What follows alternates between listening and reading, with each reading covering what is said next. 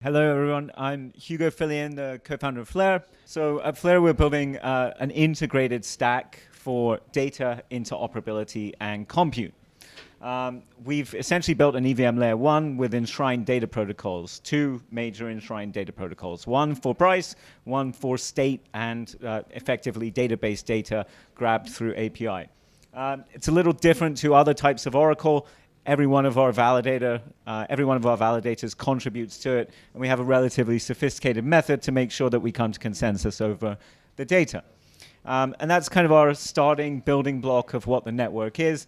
And from that, we've been building quite a nice DeFi ecosystem in much the same vein that everyone else has been building DeFi ecosystems so far. But we are soon to come to really something that is a little different. So our next phase over the next 6 months is that we're rolling out what we like to think of as seamless interoperability. We'll be using trusted execution environments to allow smart contracts built on Flare to be able to execute transactions on any connected chain. We call that the protocol managed wallet capability. It's quite fun. I think we've got some amazing ideas for what we can be doing with that. Then we'll be adding a sort of more embedded general compute layer to Flare, again through TEs, so that you'll be able to extend what you can do with smart contracts quite handily with privacy. And we think it has nice applications to ML and AI. But most importantly, we think it makes DeFi way more interesting over the long term and brings in compliance, especially when you have real-world assets. So our focus is, for now, it's basically DeFi with assets like XRP. So we are effectively what we like to think of as one of the first major XRP-fied chains. We were built and we airdropped our token largely to the XRP community because we think it's a huge untapped market for DeFi. And ahead of launching XRP, which we launched last week on Thursday, we have built out a fully fledged DeFi ecosystem.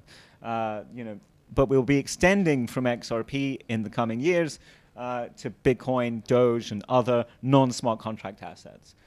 Then we have an institutional focus, working with people like More Markets and other institutional partners to do things in XRP, Bitcoin, but also the more TradFi space, and that's where our interoperability will come in and where our compute will come in.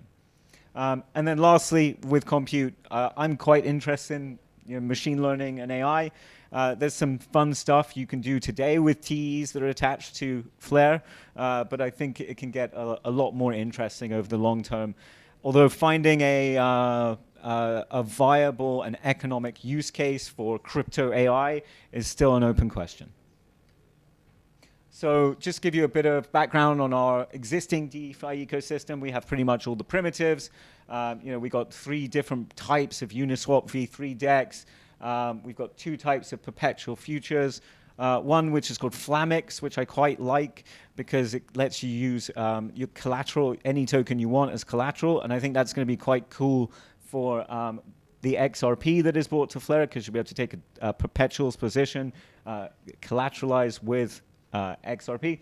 Then we got lending, borrowing, traditional lending markets in the sort of compound variety, but then more neo lending markets like the ones we all know, but I don't want to name the names, coming very soon. We've got liquid restaking, both for our own token through Scepter, and then probably most importantly, Firelight, which is a liquid restaking protocol specifically built for XRP.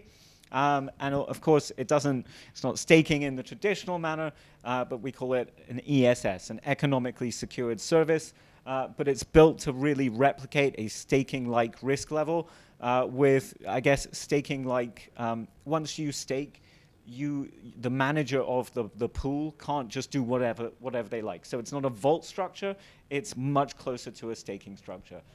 Then we have yield trading. Spectre will be launching soon. And then a CDP. So you'll be able to effectively collateralize your XRP into a dollar-based stablecoin. So we think that's the basis of XRPFi. We have built that out ahead of launching XRP on Flare. And we have when we started, we put aside a very large amount of our token to be able to incentivize this. So other people will be replicating XRP on their chains, but they're not going to have the war chest that we have to actually make it work. We've got about $400 million worth of war chest in order to make it work.